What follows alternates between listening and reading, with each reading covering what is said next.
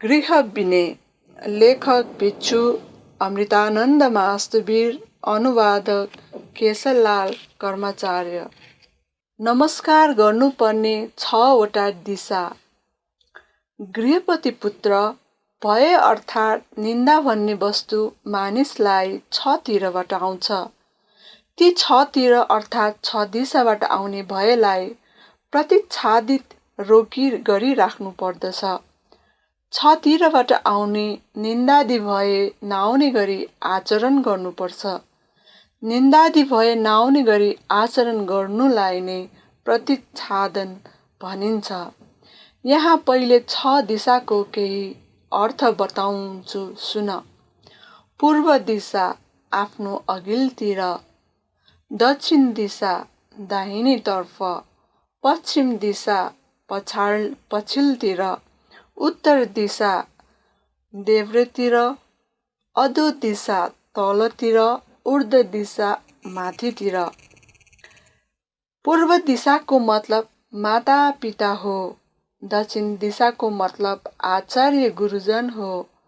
पश्चिम दिशाको मतलब पत्नी पुत्र पुत्रीहरू हो। उत्तर दिशाको मतलब हितचिन्तक मित्रहरू हो। अधो दिशाको मतलब नोकर चाकरहरू हो। ऊर्ध्व दिशाको मतलब श्रवण ब्राह्मणहरू हो। आमा बुवालाई पूर्व दिशा भनेको मतलब छोरा छोरी भन्दा पूर्व पहिले यस लोकमा भएको हुनाले हो। छोरा छोरीलाई सबभन्दा पहिले पूर्व उपकार गर्ने व्यक्तिहरू हुनुभएको हुनाले हो। आचार्य गुरुजनहरूलाई दक्षिण दिशा भनेको मतलब दक्षिणा प्रदान गर्न योग्य व्यक्ति भएको हुनाले हो। दक्षिणाको अर्थ कर्म गर्नुपर्ने काम। आमा बाबुप्रति छोरा छोरीको कर्तव्य। गृहपति पुत्र 5 प्रकारले छोरा छोरीले पूर्व दिशा समानका आमा बाबुको प्रतिस्पर्धान सेवा भक्ति गर्नुपर्दछ। 1. मलाई आमा बाबुले बालकावस्थादेखि दूध खुवाई भरण पोषण गरे, अतएव मैले पनि मेरा आमा बाबुलाई भरण पोषण तथा सेवा टहल गर्नुपर्दछ। जन्म भएकै बेलादेखि नै आमा बाबुले दूध खुवाई तेल घसी अलिकति पनि घिन नमानी मलमूत्र सफा गरी स्याहार समार गरी मेरो पालन गरे। अलि ठुलो भएपछि पनि विद्या पढाई शिल्पादि शास्त्र सिकाई लाउने खाने वस्तु दिई विद्वान बनाइदिए। मेरो छोरा मेरो छोरी भनी माया गरेर काखमा सुताई हुर्काइदिए। मैले पनि उहाँहरूको प्रतिस्पर्धान सेवा गर्नुपर्दछ भन्ने मनमा लिई उहाँहरूको वृद्धा अवस्थामा हेला नगरी जीवनभर सेवा सुश्रुवा गर्नुपर्दछ। आमा बाबुलाई नुहाउन न्यानो पानी चाहिए न्यानो पानी, चिसो पानी चाहिए चिसो पानी ठिक गरिदिनु पर्दछ। बिरामी पर्दा वैद्य बोलाई राम्रो औषधि गरिदिनु पर्दछ। नियमित समयमा औषधि सेवन गराउनु पर्दछ। खुवाउनु बढ्नु काममा भक्तिपूर्वक लाग्नु पर्दछ। खुट्टा मिच्नु पर्दछ भने खुट्टा पनि मिचिदिनु पर्दछ। वृद्ध अवस्थामा आमा बाबुलाई कुनै प्रकारको दुःख मनमा उत्पन्न नहुने गरी सेवा टहलमा लाग्नु पर्दछ। आफूलाई थाहा नभए जाने सुनेका भिक्षुहरूलाई निमन्त्रणा गरी धर्मका कुरा सुन्ने दिने काम गर्नुपर्दछ। आमा बाबुलाई आइपरेको तथा आइपर्ने सरकारी कामकाज जम्मैको भार आफूले बोकिदिनु पर्दछ। आमा बाबुको बिँडो थाम्न सक्नु पर्दछ। कुलवंश स्थिर गर्न सक्नु पर्दछ। सदाचार कुलाचारको परम्परा ग्रहण गर्न सक्नु पर्दछ। आमा बाबुको कमाई राखेको धन सम्पत्ति अर्थात् खेत बारी जुहारात आदि विनाश नगरी दानादि गर्ने कुशलचर्यालाई रक्षा गर्नु अर्थात् कुलवंश रक्षा गर्न सक्नु पर्दछ। यदि आमा बाबुले प्राणी हिंसा गर्ने काम, अर्काको धन चोर्ने काम, व्यभिचार गर्ने काम, झुठो बोल्ने काम, जान रक्सी आदि पिउने काम र शूद्र बौद्ध गृहस्थीहरूले गर्न नहुने 5 प्रकारका व्यापार, प्राणी बेच्ने, शस्त्र बेच्ने, विष बेच्ने र मासु बेच्ने गरिरहेका छन् भने त्यस्ता अकुशल आचरणलाई छाडी धर्मानुकूल काम गरी धन कमाई बाबु आमाले भन्दा बढ्ता उन्नति गर्न कोसिस गर्नुपर्दछ। यस प्रकारले सदाचार सद्व्यवहारको रक्षा गरी दुराचार दुर्व्यवहारलाई त्याग्नु नै कुल वंशको रक्षा गर्नु हो। यदि आमा बाबुले हरेक महिनामा 1 पटक वा 2 पटक वा 3 पटक दान गर्ने नियम गरिरहेका रहेछन् भने त्यसलाई नमास्ने र सकेझन बढाउनु पर्छ। यस प्रकारले वृद्धि गरेर लैजानुलाई कुल वंश गर्नु भन्दछन्। छोरा भएर जन्मेपछि आमा बाबुको अंश लिन योग्य हुनु पर्दछ। अंश लिन योग्य भनेको मतलब यही हो कि त्यस बेलाको युग आमा बाबुको आज्ञा नमान्ने, कुलमा कलङ्क लगाउने, दुर्वच अशिक्षित भएकोलाई तिमी मेरो कुल पुत्र होइन निस्की भनेर अंश नदिने चलन रहेछ। आमा बाबुको आज्ञा मान्ने, कुल वंशको उन्नति गर्ने,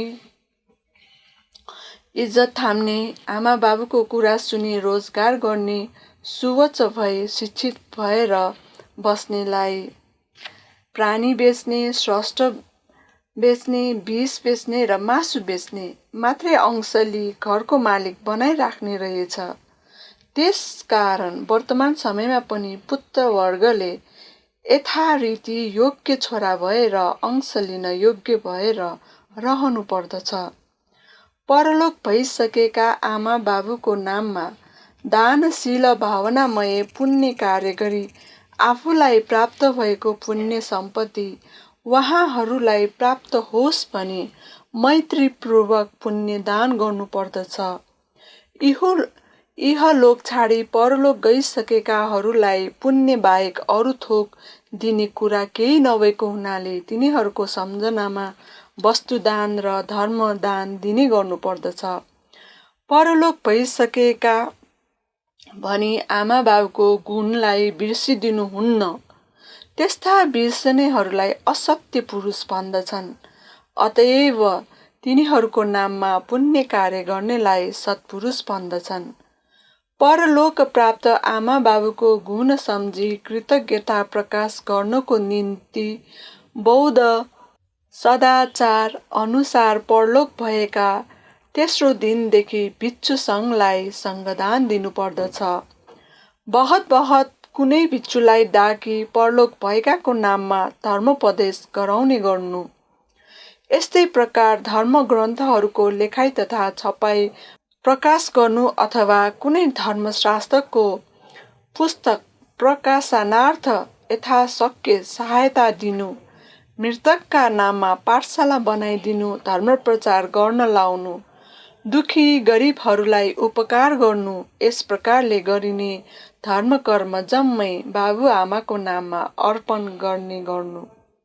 दिवंगतहरूको नाममा पुण्य गरी तिनीहरूलाई पुण्यदान गर्नु।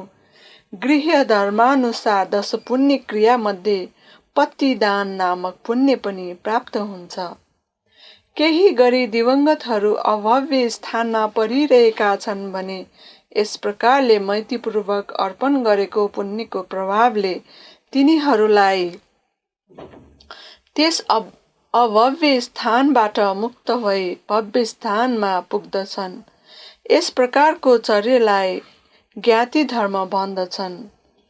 यस गृह धर्मलाई भगवान शाक्य मुनिले अनेक स्थानमा प्रशंसा गर्नुभएको छ। अतएव प्रत्येक बौद्धजनले यस बौद्ध रीतिलाई जानिराख्नु पर्दछ।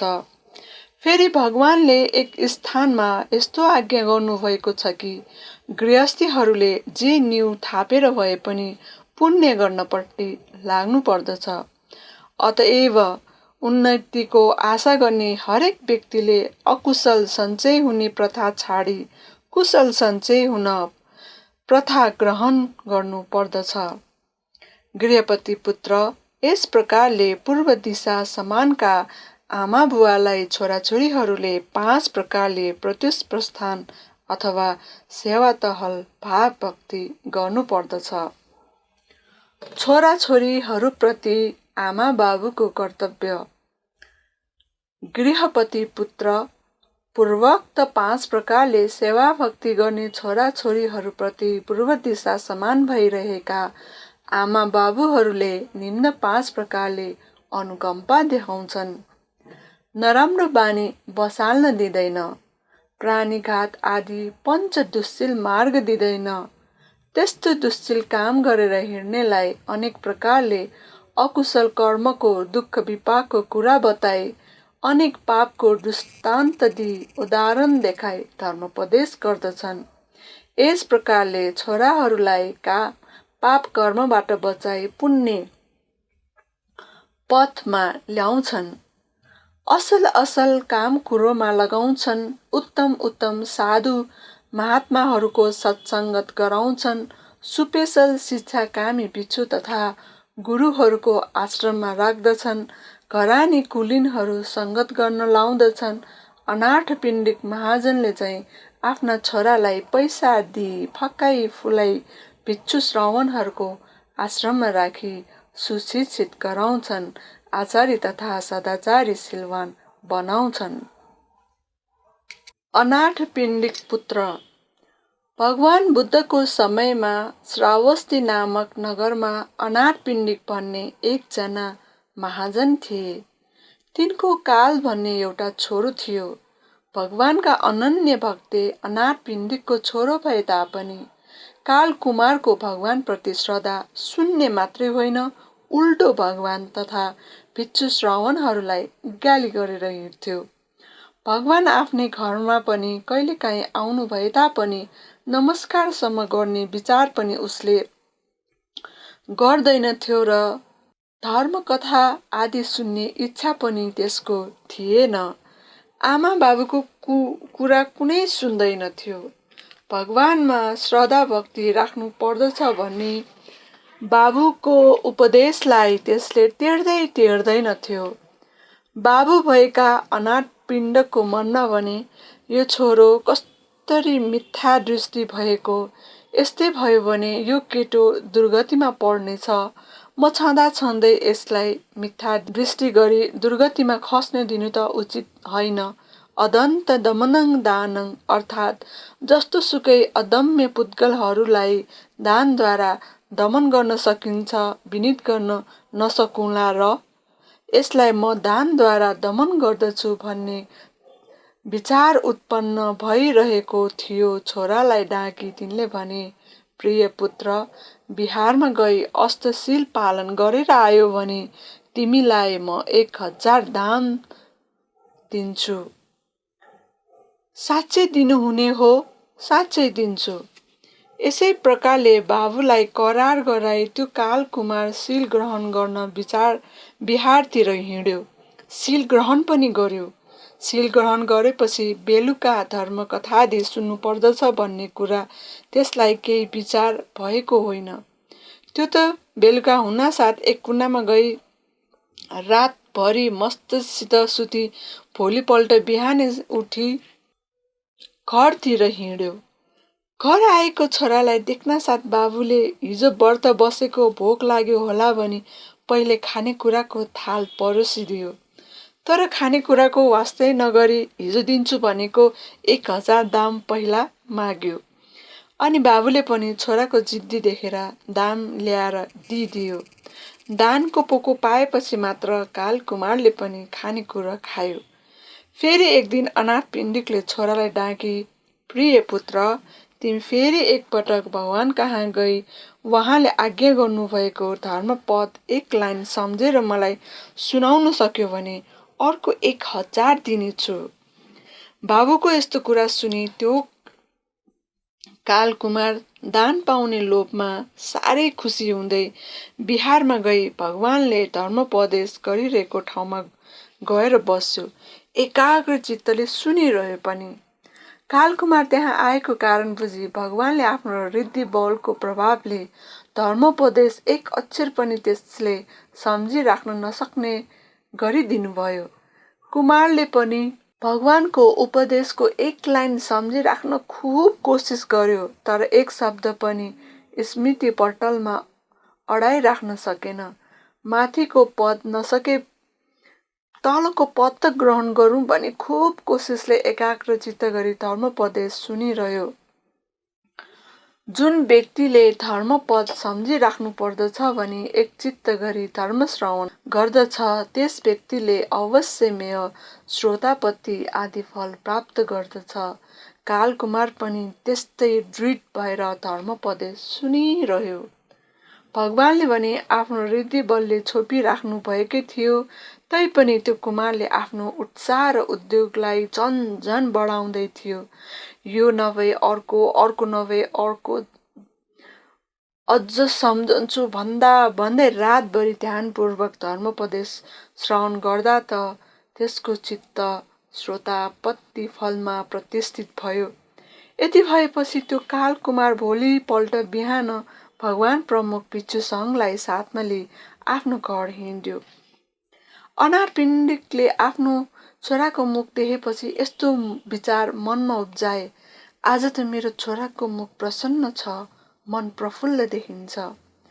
कालकुमारको मनमा यस्तो विचार उठेको कारण के थियो भने, बाबुले दामको पोको अघिल्तिर राख्न ल्याउनु भयो भने यसले शील पालना गरिरहेको त दामको पोको हात लागि गर्नु पो रहेछ भने सबैले थाहा पाउँछन् भनेर हो, किन्तु भगवानबाट यो कुरा लुकेकै पनि कहाँ हुन्थ्यो र। अनारपिण्डिकले आफ्नो छोरासहित भगवान प्रमुख सकल भिक्षु सङ्घलाई भोजन गराए। पहिले भए दामको पोको अघिल्तिर नराख्दै खाँदै नखाने केटुले आज त्यसको वास्तै किस्तै नगरी चुप लागि सुरु खान थाल्यो। भगवानको भोजन सकेपछि अनारपिण्डिक महाजनले दामको पोको छोराको अघिल्तिर राख्दै भने, कालकुमार शील पालन गरेर आएपछि दिन्छु भनेको पोको यही हो, लो लियो। भगवानको अघिल्तिर बाबुले त्यसरी दामको पोको राख्न ल्याएको देखेर कालकुमारलाई साह्रै लाज लागेर आयो। त्यसले भन्यो, पिताजी, दाम फिर्ता लैजानुहोस्, मलाई चाहिँदैन। बाबु चाहिँले दामको पोको नलगी त्यही अघिल्तिर राखी छोडे। भगवानलाई पनि पञ्चाङ्ग प्रणाम गर्दै निवेदन गरे, भन्ते आज पुत्र कुमारको मुख प्रसन्न छ, मन पनि अति प्रफुल्ल देखिन्छ। भगवान, किन, के भएर हो? महाजन, भन्ते यसलाई मैले पहिले बिहारमा पठाउनलाई मात्रै पनि दामको पोको हातमा राखिदिनु पर्दथ्यो। दाम हातमा नपरी खानसम्म खाँदैनथ्यो, तर आज शील पालन गरेर आएको छ भने दामको पोको दिँदा मलाई चाहिँदैन भनी त्यो दामको पोको छुँदासम्म छोएन। भगवान, भो अनारपिण्डक, आज तिम्रो छोरा कालकुमारले चक्रवर्ती राज्यभन्दा पनि उत्तम देवलोक ब्रह्मलोकको श्री सम्पत्ति भन्दा पनि श्रेष्ठ वस्तु श्रोतापत्ति फल प्राप्त गरेको छ। त्यसलाई यस्तो लौकिक धन चाहिँदैन। यति आज्ञा गरी भगवानले पुनः निम्न श्लोक आज्ञा भयो, पथव्या एकरज्येन सक्कसगमनेन वा सब्बलोकाधिपत्येन सोतापत्तिफलं वरन्ति। अथवा चक्रवर्ती राज्य र स्वर्गलोकको सुख भोग भन्दा समस्त संसारकै अधिपति भएर बस्नुभन्दा श्रोतापत्ति फल प्राप्त गर्नु उत्तम छ। किनभने उपयुक्त राज्यादि सुख भोग गरेर बसे पनि दुर्गति नरकमा पर्ने सम्भावना हुन्छ। श्रोतापत्ति फलमा पुगेपछि त्यस्तो नरकादिको भय हुँदैन। श्रोतापन्न भइसकेको व्यक्तिको धर्म जस्तो सुकै बलियो नभए पनि त्यसले संसारमा 7 पटक भन्दा बढ्ता जन्म लिनु पर्दैन। 7औं पटकको जन्ममा सम्पूर्ण क्लेशादि निरोध हुन्छ र जन्म मरणको दुःखबाट मुक्त भई शान्त प्रणीत निर्वाण पद प्राप्त गर्दछ।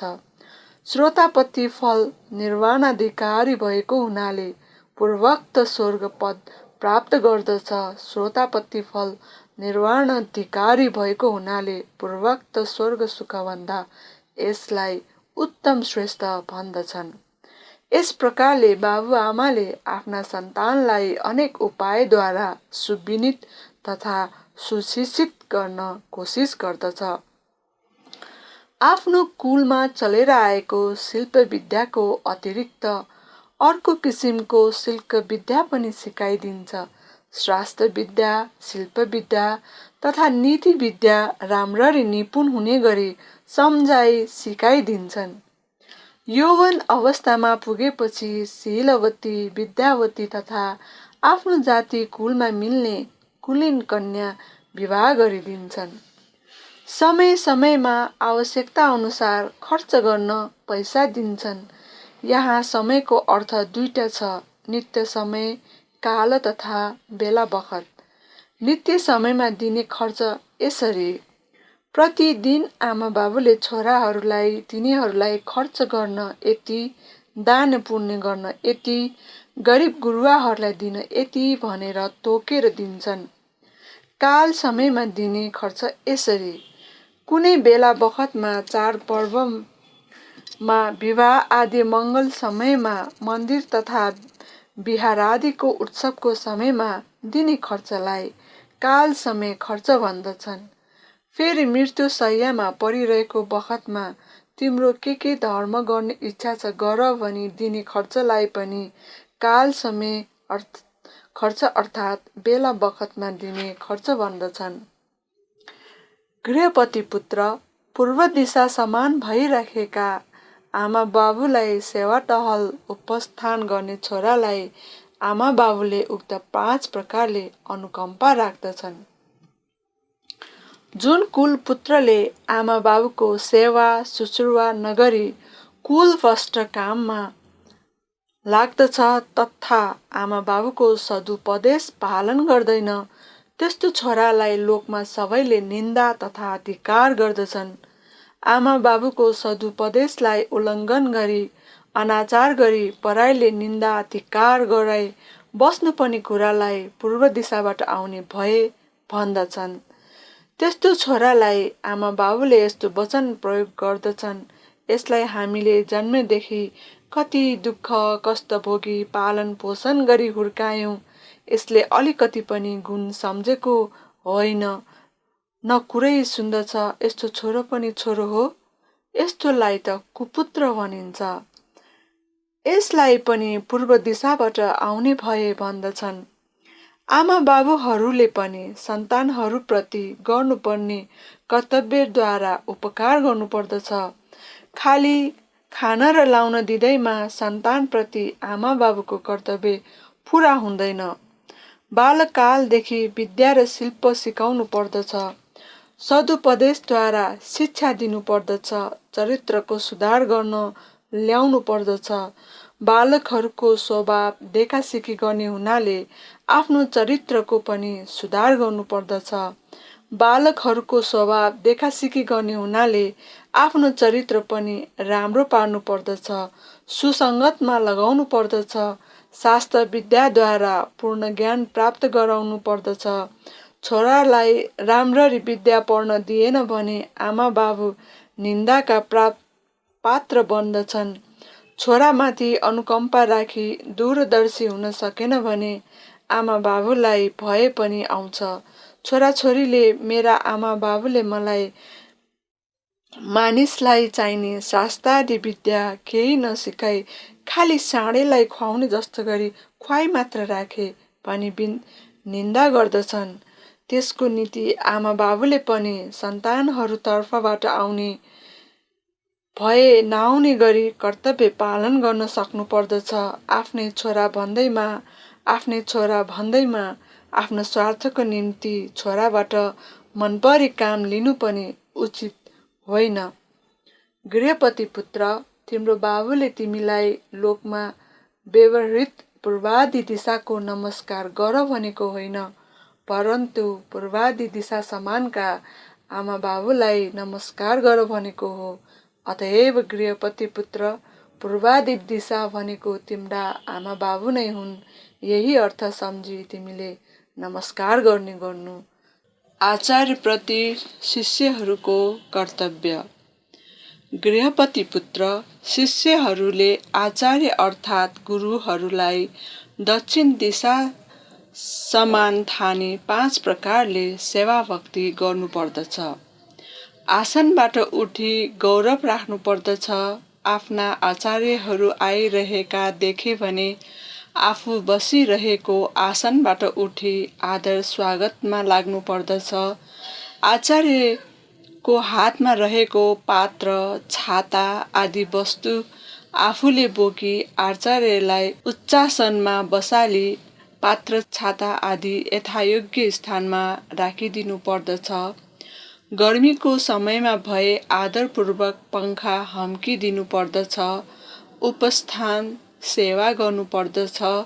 यहाँ जानुको मतलब विद्या पढ्न जानुको अतिरिक्त दिनको 3 पटक जति गई यथासमयमा सेवा टहल गर्नुपर्ने काम गरिदिनु हो। शुश्रूषा शुश्रूषा गर्नुपर्दछ। शुश्रूषाको मतलब एकाग्रचित्त गरी विद्या अध्ययन गर्नु हो। नबुझेसम्म गुरुसित सोधी हृदयगमन गर्नु। एकाग्रचित्तले विद्या अध्ययन गरेन भने विशेष ज्ञान प्राप्त गर्न सकिँदैन। त्यसकारण गुरुजनले दिएको विद्या ध्यानपूर्वक सुन्नुपर्दछ। आफूले नबुझेको ठाउँमा आदरपूर्वक प्रश्न गरी राम्ररी ध्यान गर्नुपर्दछ। यी बाहेक अरू बाँकी भएका सानातिना कामहरू गरेर सेवा गर्नुपर्दछ। शिष्यजनले गुरुजनलाई बिहान मुख धुन तातो पानी चाहिने बेलामा तातो पानी, चिसो पानी चाहिने बेलामा चिसो पानी तथा दतिवन आदि यथायोग्य सामान ठिक पारिदिनु पर्दछ। भोजन बेला भएपछि खाने पानी अघिल्तिर राखिदिई भोजन परोसिदिनु पर्दछ अनि दण्डवत गरी एक छेउमा बसिरहनु पर्दछ। गुरुको वस्त्रादि मैलिएको रहेछ भने भन्ते कृपया त्यो मैलो लुगा फुकालिदिनुहोस् भनी नम्रतापूर्वक प्रार्थना गर्नुपर्दछ। भक्तिपूर्वक त्यो लुगा सफासित धोइदिने काम गर्नुपर्दछ।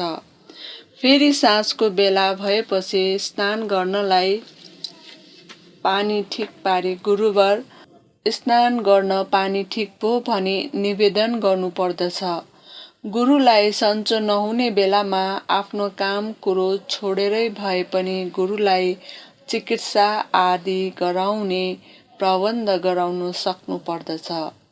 प्रवजित भइरहेका शिष्यहरूले पनि आचार्यवत् जम्मै सुविनीतपूर्वक गर्न जान्नुपर्दछ।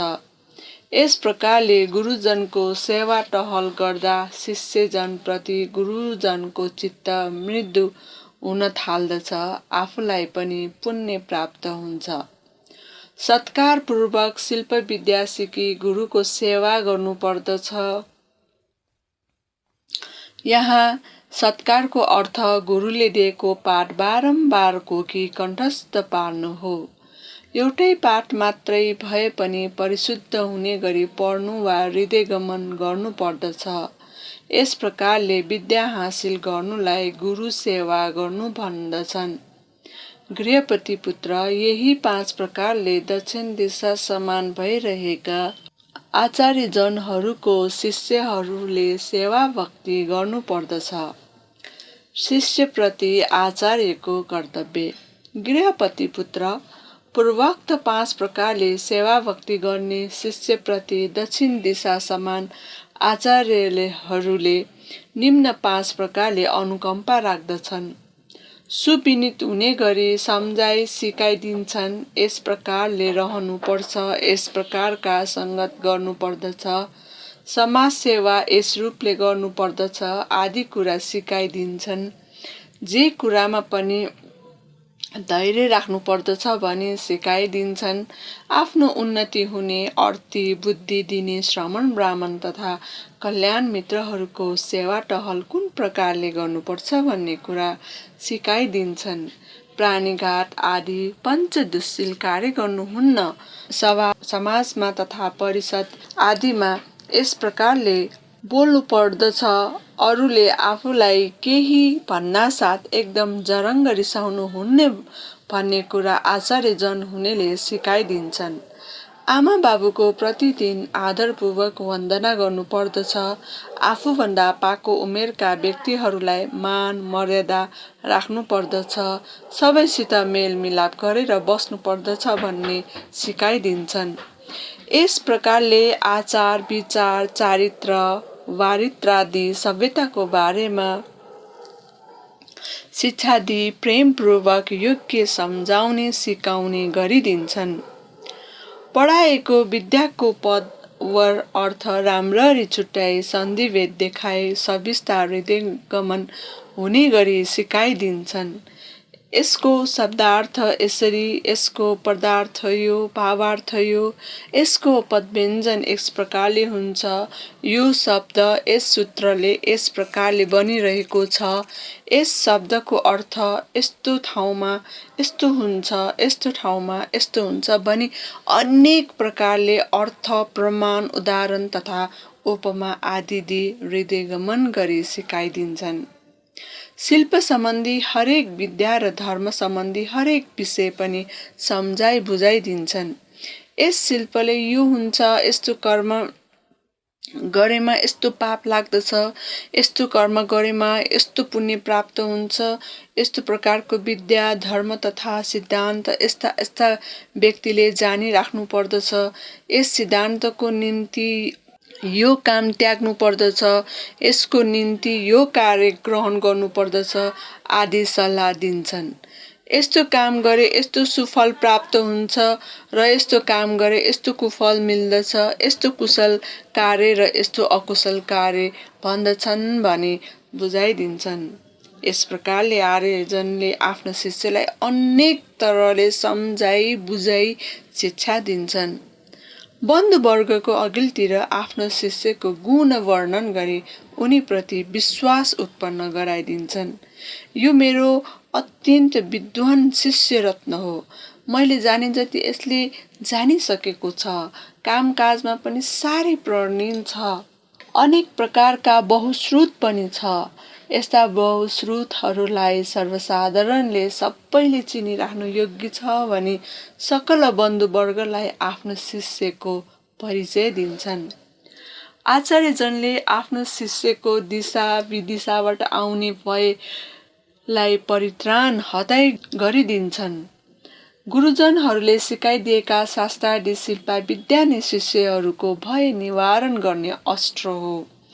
विद्या अध्ययनबाट पारङ्गत भइसकेका व्यक्तिले जहाँसुकै पनि लाभ सत्कार मान पाउँछन्।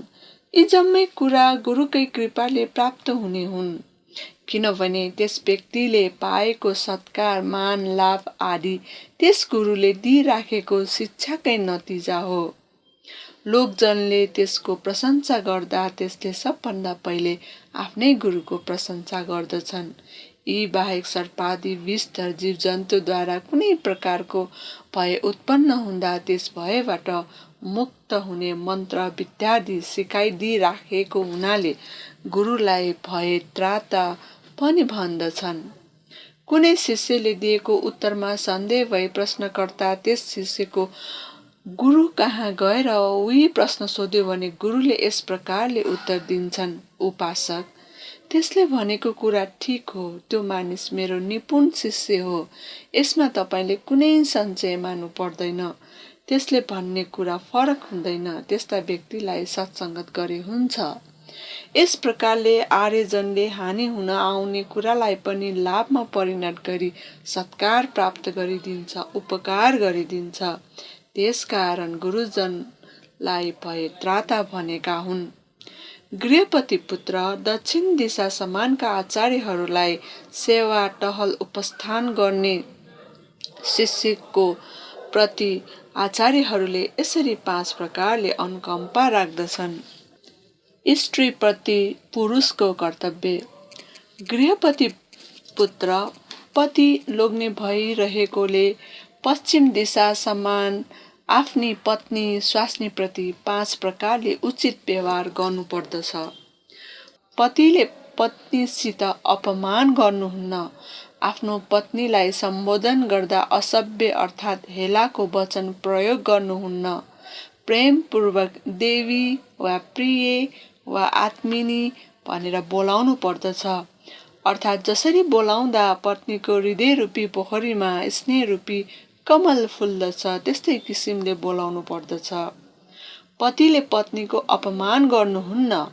आफ्नी पत्नी भयो भन्दैमा नराम्रो वचनले गाली गर्नुहुन्न। आफ्नी पत्नीलाई दुःख सुखको एक मात्र मित्र सम्झी व्यवहार गर्नुपर्दछ। आफ्नी अर्धाङ्गिनी सम्झी केवल पत्नीले गर्न योग्य काम मात्र सम्झनु ठूलो भूल हो। पत्नीले यसमा ठूलो अपमान सम्झन्छ। आफ्नी पत्नी बाहेक अरू स्त्री जन गमन गर्नुहुन्न। सत्य पुरुष अर्थात् सज्जन पतिले आफ्नी स्त्री बाहेक अरू स्त्रीको कल्पनासम्म पनि गर्दैन। आफ्नी स्त्रीलाई आत्मिनी सम्झी धर्म पालन गरेर बस्नु पर्दछ। पत्नीको जिम्मामा पतिले घरको धन सम्पत्ति आदि जम्मै छोडिदिनु पर्दछ। यहाँ धन सम्पत्ति आदि ऐश्वर्यको अर्थ साधारण लोकले लाउने अर्थ होइन। कुलीन स्त्री जातिलाई घरको धन सम्पत्ति जम्मै जिम्मा दिई नाना प्रकारका गहना तथा राम्रा राम्रा लुगा आदि दिई यस आराममा राखी छोडे पनि भान्साको अधिकार नदिएसम्म सन्तुष्टि हुँदैनन्। त्यसकारण स्त्रीलाई सन्तुष्ट पार्न भान्साकै सम्पूर्ण अधिकार दिनु पर्दछ। भान्साको अधिकार दिनु नै ऐश्वर्य दिनु हो। यस प्रकारले पतिले आफ्नी पत्नीलाई घरको ऐश्वर्यको जिम्मालाई दिनु पर्दछ। गहना तथा वस्त्रादि दिनु पर्दछ, तर आफ्नो शक्ति अनुसार मात्रै। पतिले आफ्नी पत्नीलाई आफ्नो कमाइ अनुसार गहना तथा वस्त्र दिएन भने पत्नीले गृहलक्ष्मी भएर गर्नुपर्ने काममा शिथिलता ल्याउँछे। तर दिनुपर्छ भन्दैमा आफ्नो शक्तिले नभ्याउने गरी ऋणै लाग्ने गरी दिनु उचित होइन। बरु पतिलाई ऋण लागेको छ भने पत्नीले आफ्नो माइतीबाटै दिएको गहना भए पनि बेचेर पतिलाई ऋणबाट मुक्त गरिदिनु पर्दछ। आफ्नो स्तर तथा कमाइलाई सुहाउने गरी गहना लगाएर हिँड्नु पनि योग्य छैन। अर्काको देखासिकी गर्नुहुन्न। आफ्नो लोभ नोक्सान नहुने गरी तथा गृहस्थाश्रम चिरस्थायी हुने गरी पत्नीलाई लाउन दिनु पर्दछ। गृहपति पुत्र यी 5 प्रकारले पश्चिम दिशा समानकी पत्नीलाई पुरुषले योग्य व्यवहार गर्नु पर्दछ। पुरुषप्रति स्त्रीको कर्तव्य। गृहपति पुत्र पूर्वोक्त 5 प्रकारले योग्य व्यवहार गर्ने पुरुषप्रति पश्चिम दिशा समानकी स्त्रीले निम्न 5 प्रकारले सेवा गर्दछ। गर्नुपर्ने काम तथा समयमा गर्दछे ढिलो गरिँदैन। चुल्हा चौका अर्थात् भान्सा घरको काम गर्न अल्छी मान्दिन। मेरो धर्म नै यही हो भनी पतिको निम्ति गर्नुपर्ने जम्मै काम ध्यान दिएर गर्दछे। इष्टमित्र तथा छरछिमेकहरूलाई संग्रह गर्दछे। आफ्नो लोग्नेतिरका नाता कुटुम्ब तथा आफ्नै माइतीतिरका नाता कुटुम्बहरूलाई बेला बखतमा निमन्त्रण गरी यथायोग्य उपहार दिन्छ तथा खुवाउने गर्ने गर्दछे। आगन्तुकहरूको पनि राम्रो आदर सत्कार गर्दछे। स्वामीको इज्जतलाई सकेसम्म बढाउने कोसिस गर्दछे। सपनामा पनि परपुरुषको कल्पना गर्दिन। गृहस्थाश्रममा रहेकी गृहलक्ष्मीले आफ्नो स्वामी एकजना बाहेक अन्य पुरुषको आशा गर्दिन। पतिव्रता धर्म पालन गरी अनन्य पुरुष भक्ति गर्दछे। आफ्नो पतिव्रता धर्मको बलले बोधिसत्वकी स्त्रीले मार्न लागेको आफ्नो पतिलाई बचाए झैं आफ्नो पतिलाई अनेक आपद विपदबाट बचाउँछे। बोधिसत्वकी स्त्रीको कथा। परापूर्व कालमा गंगाजीको किनारमा वाराणसी भन्ने एक उन्नतिशील नगर थियो। त्यहाँ ब्रह्मदत्त नाम गरेका राजा राज्य गर्दथे। उनैको राज्यकालमा त्यही वाराणसी को आसपासमा बोधिसत्वको पनि जन्म भएको थियो। बोधिसत्वले युवा अवस्था भएपछि वाराणसीका एउटी कुल कन्यासँग विवाह गरे। तिनको शील स्वभाव पनि उत्तिकै राम्रो थियो, प्रतिव्रता थिइन्। तिनको रूपसित तिनको गुण मिल्दथ्यो, असाध्यै गुणी तथा धर्मात्मा थिइन्। जति भक्ति र स्नेह बोधिसत्वप्रति थियो, त्यतिकै भक्ति र स्नेह तिनीप्रति पनि बोधिसत्वको थियो। यस प्रकारले दुवैजना प्रेमको डोरीले बाँधिएर शरीर भिन्न भए पनि हृदय त एउटै गरेर बसेका थिए। एक दिन सुजाताले आफ्नो माइतमा आमा बाबुको दर्शन गर्न जाने इच्छा प्रकट गरिन्। बोधिसत्वले पनि पत्नीको इच्छा बुझेर बाटाको सामल सब ठिक गर्न लगाई बैलगाडामा आफू अघिल्तिर बसी सुजातालाई पछिल्तिर राखी वाराणसीतर्फ अगाडि बढे। केही समयपछि तिनीहरू वाराणसी नगरको समीप पुगे। त्यहाँ गाडाबाट ओर्ली नुहाई गरी खानपिन पनि गरे। घरबाट लगाएर आएको लुगा मैलिसकेको हुनाले उनीहरूले अर्को लुगा फेरे। घर आइपुग्यो भने सुजाता पनि सिँगारिएर गाडा पछिल्तिर बसिन्।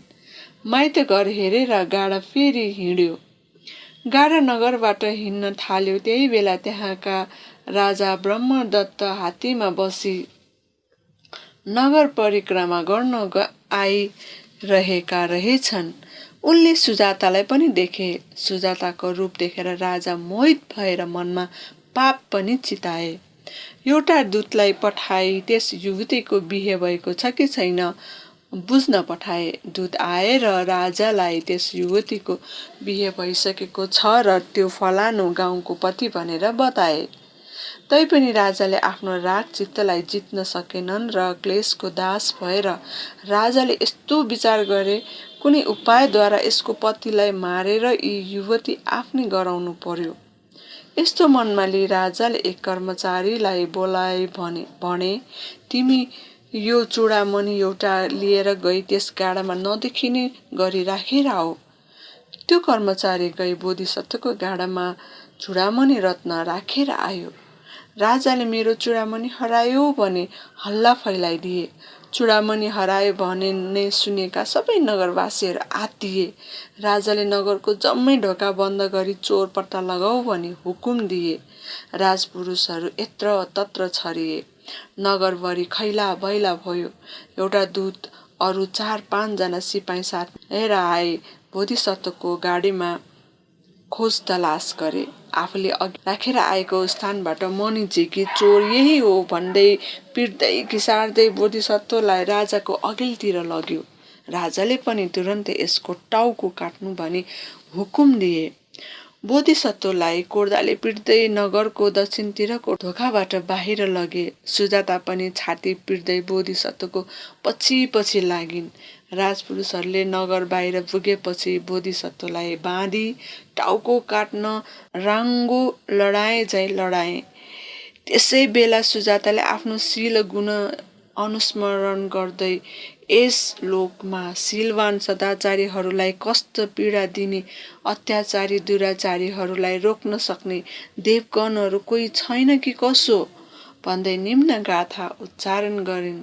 न शान्ति देवा पशवन्ति नहि नून शान्ति इद लोकपाला सहासा करन्तानम संज्ञकान नहि नून शान्ति पति संगीतारोति।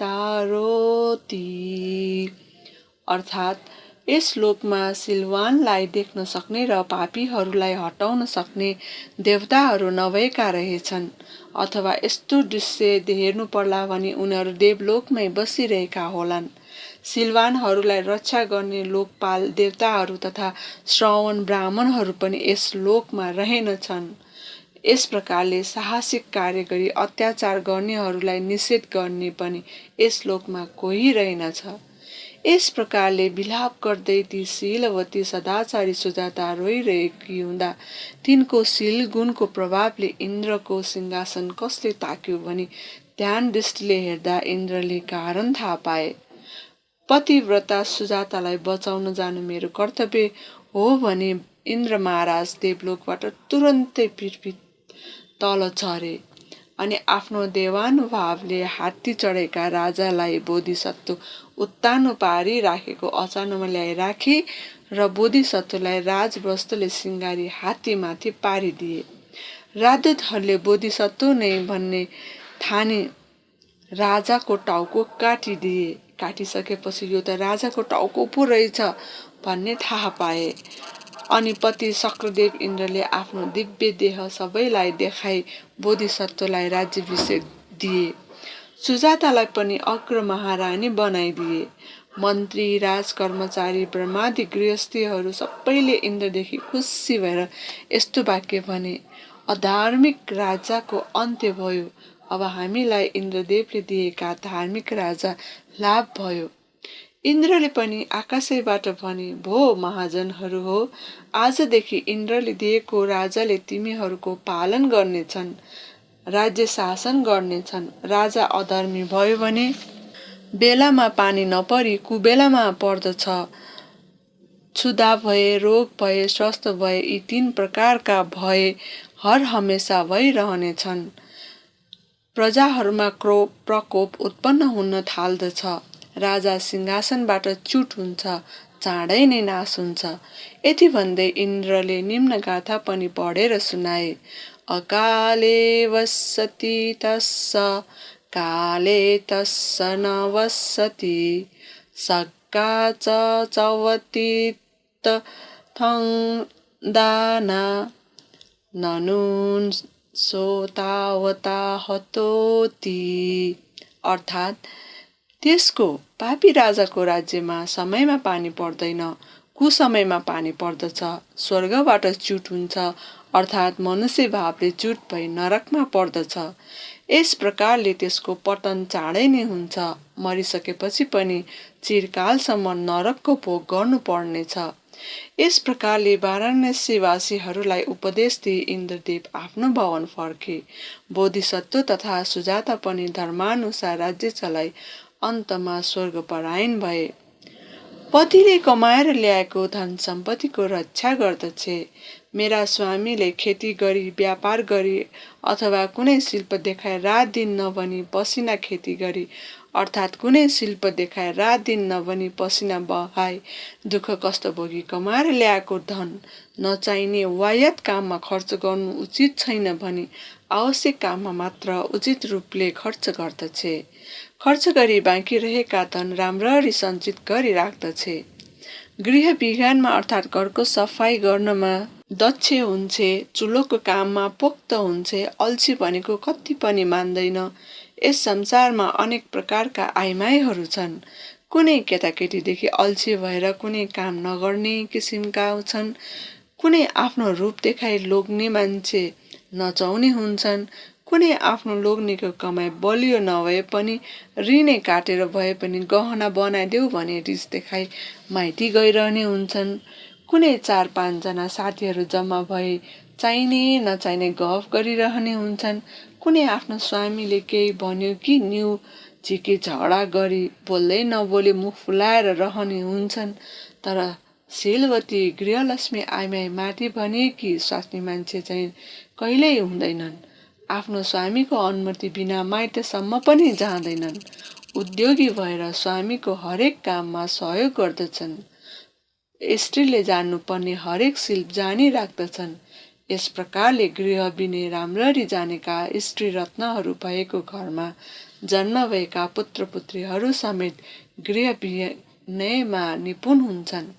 गृहपति पुत्र पश्चिम दिशा समानका स्त्रीहरूलाई 5 प्रकारले योग्य व्यवहार गर्ने स्वामीलाई गृहलक्ष्मी पत्नीले उपरोक्त 5 प्रकारले सेवा गर्दछन्। मित्रप्रति कुलपुत्रको कर्तव्य। गृहपति पुत्र उत्तर दिशा समानका मित्रहरूको कुलपुत्रहरूले 5 प्रकारले उपस्थान सेवा गर्नुपर्दछ। 1. दानद्वारा सेवा गर्नुपर्दछ। दान दिएर सेवा गर्नुको मतलब यो हो कि समय समयमा उपकारी मित्रलाई आफूसित भएको आफूले दिन सक्ने वस्तु दिई सेवा गर्नुपर्दछ। 2. प्रियवादी हुनुपर्दछ। मित्रको चित्त दुख्ने गरी कुरा गर्नुहुन्न। चित्त दुख्ने गरी कुरा नगर्नुको मतलब यो हो कि मनमा एक थोक मुखमा एक थोक कदाचित गर्नुहुन्न।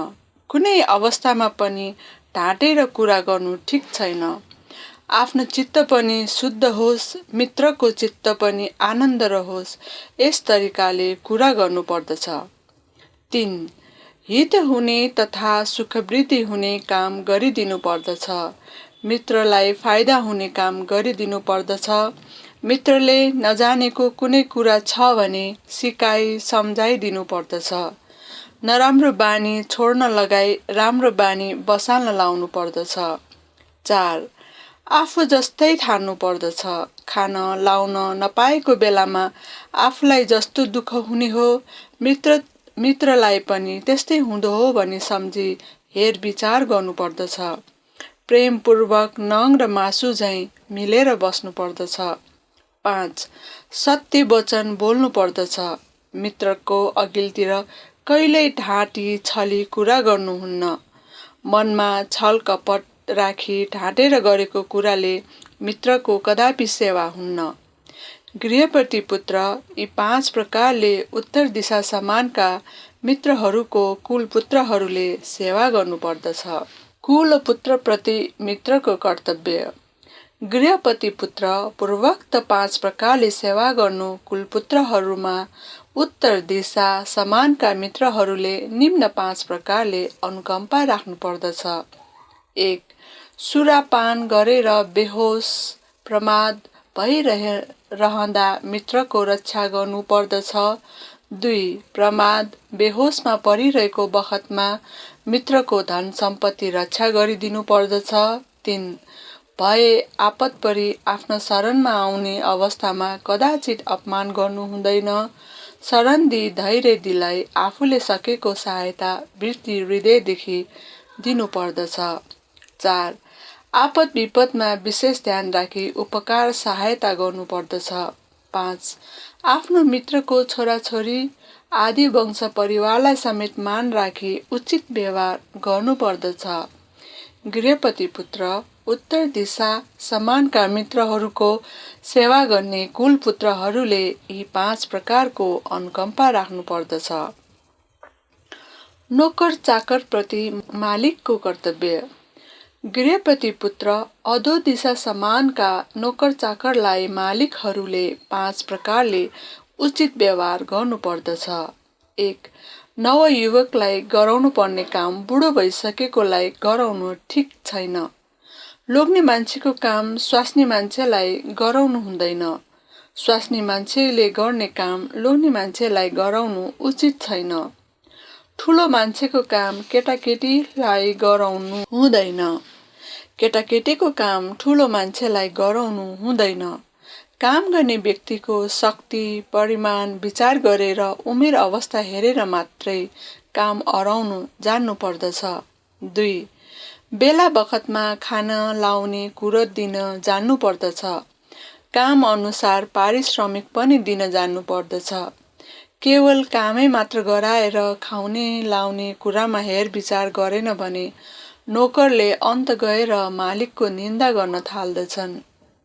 अतएव मालिकहरूले यस विषयमा राम्ररी विचार पुर्याई नोकर चाकरहरूको तर्फबाट निन्दा भए नआउने गरी व्यवहार गर्नु पर्दछ। 3. मालिकले नोकर बिरामी हुँदा औषधि गरेर उपकार गर्नु पर्दछ। रोगी भएका नोकर चाकरप्रति व्यवस्था गर्नु मालिकको धर्म होइन।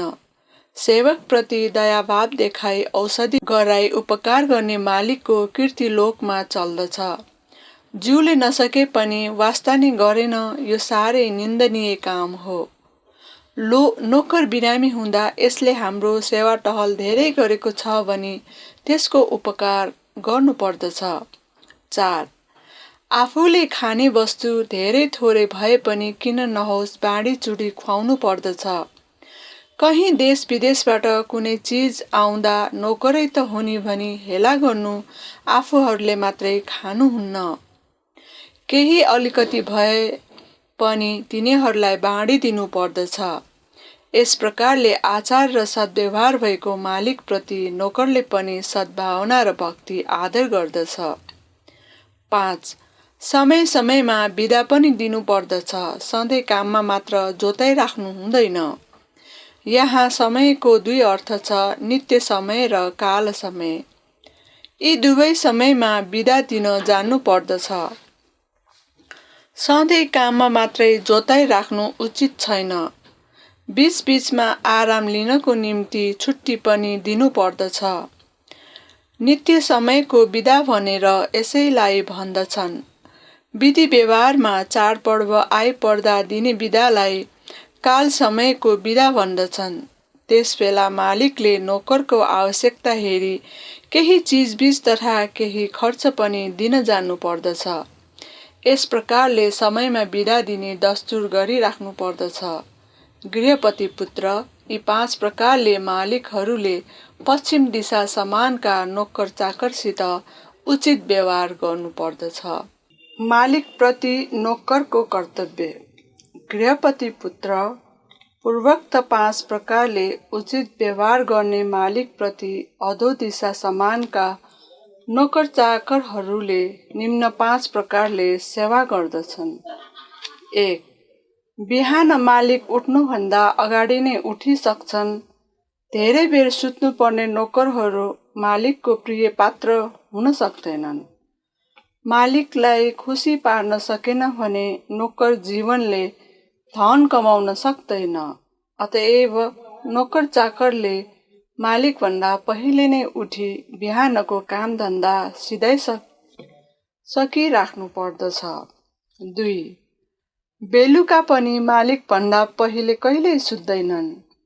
मालिकहरूको सुत्नुभन्दा अगाडि सुते भने मालिकहरूले कुनै काम अराउन बोलाउँदा अगाडि भएनन् भने नोकर चाकरप्रति मालिकहरूको मन अप्रसन्न हुन्छ।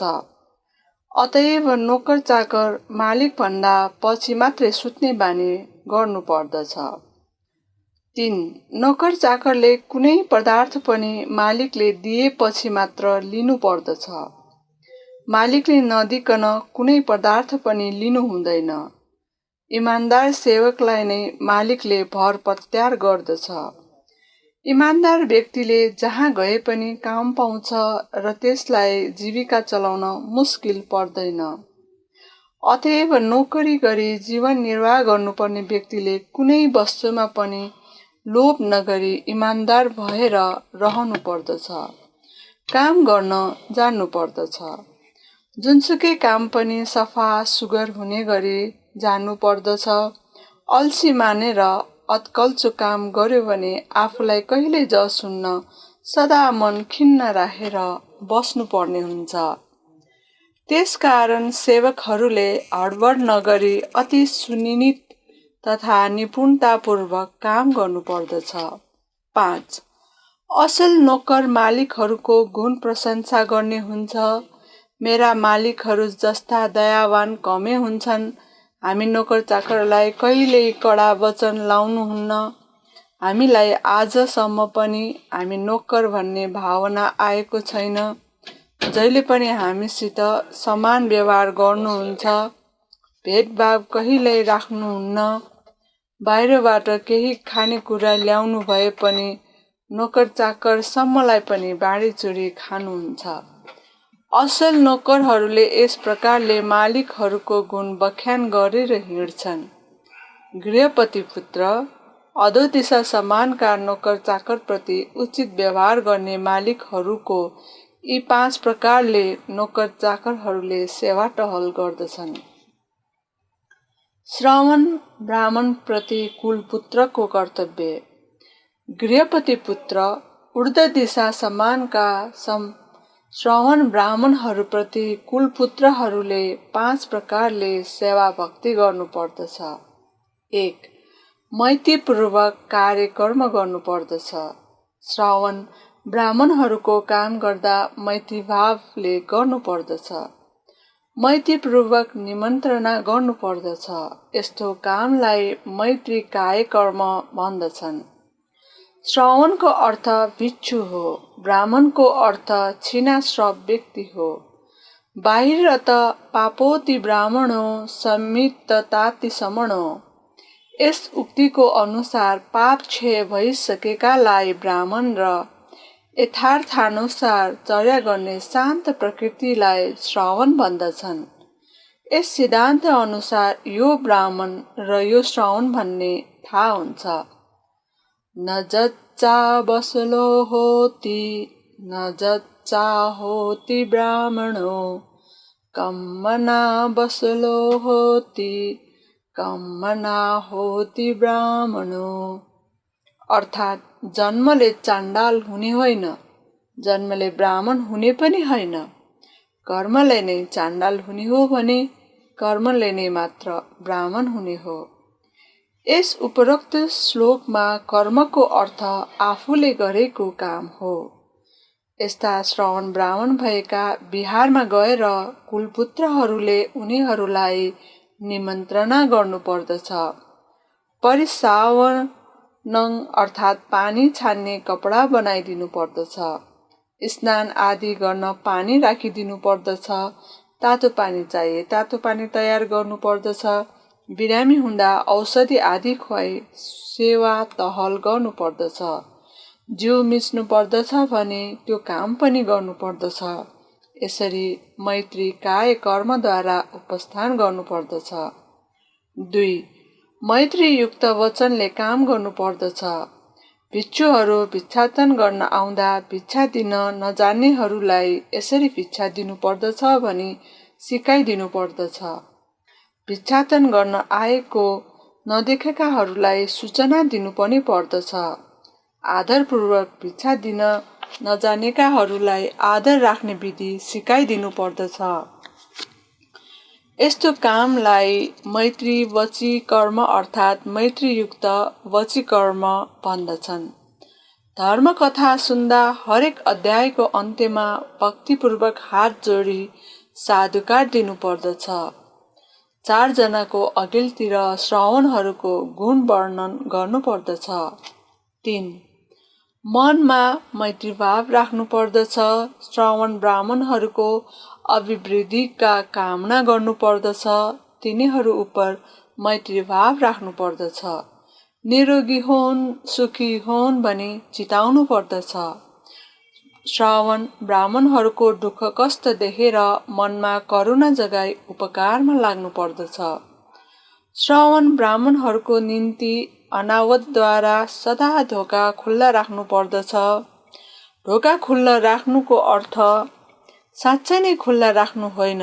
त्यसको मतलब यही हो कि श्रवण ब्राह्मणहरू भिक्षा लिन आउँदा अविलम्ब भिक्षा दिनु पर्दछ।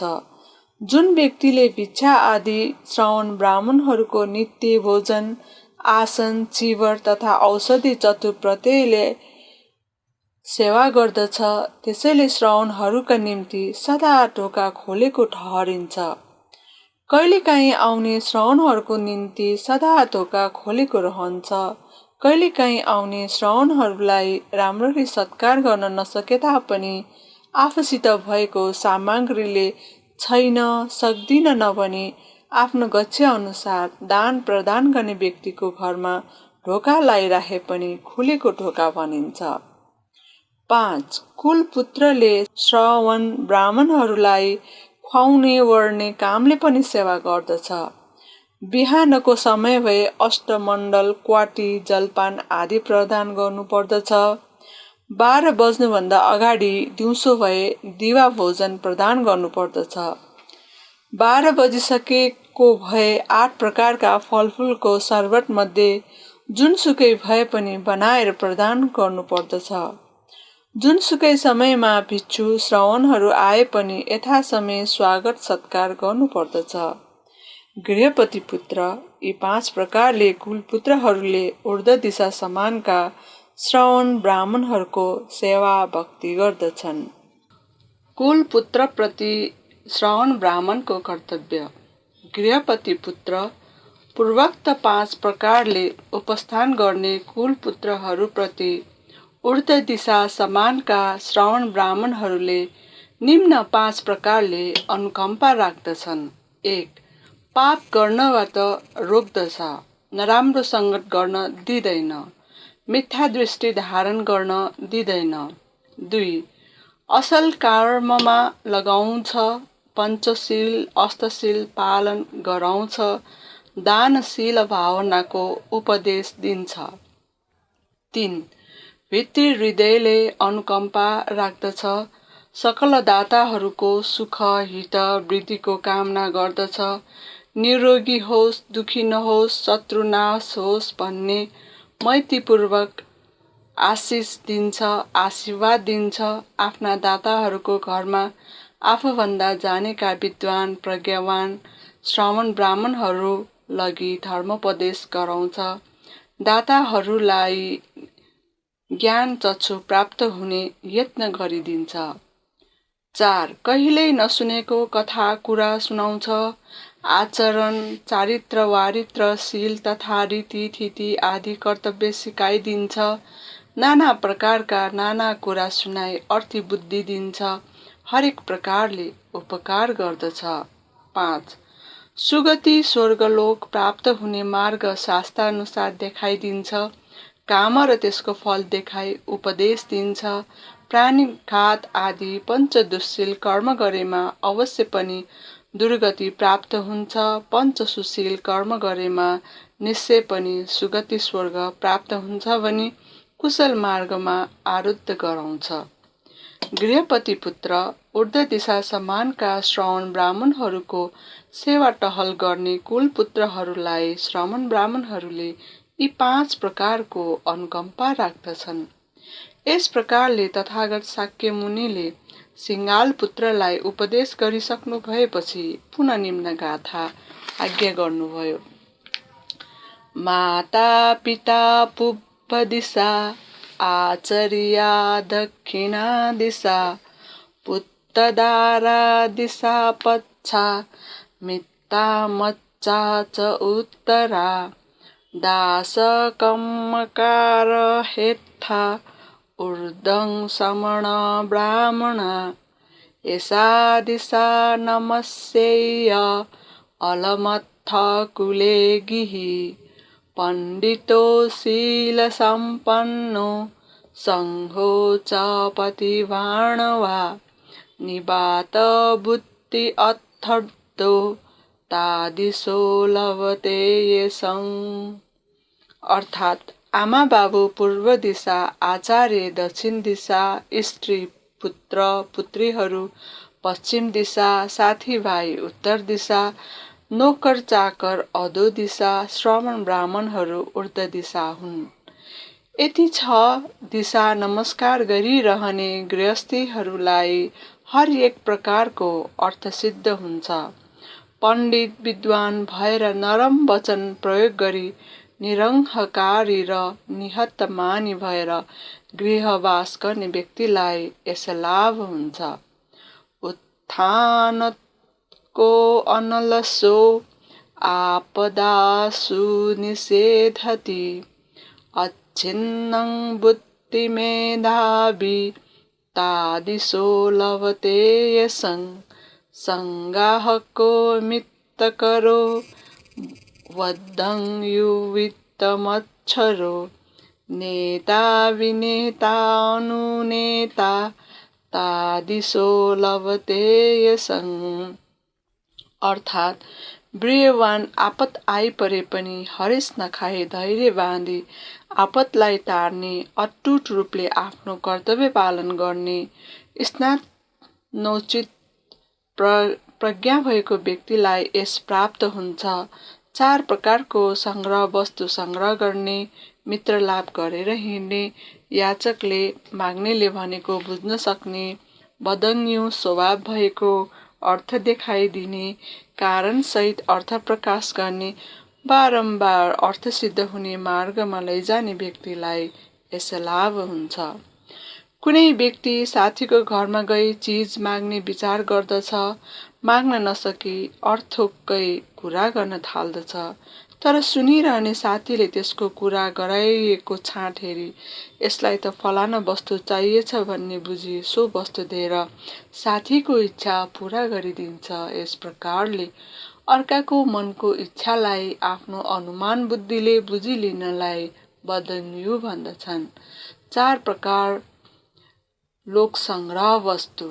दानं च पियावाचं च अर्थचर्या च य इधा समानता च धम्मेषु तत्थ तत्थ यथार्हं एते खो संहाः लोके रथस्सानिवो यायस्तु एते च संहानस्सु न माता पुत्रकारणा लवेथमानं भुजं वा पिता व पुत्रकारणा यस्मात् च संगहे एते समवेक्षति पंडिता तस्मा महतं पप्पोति पाशंसा च भवन्ति तेति।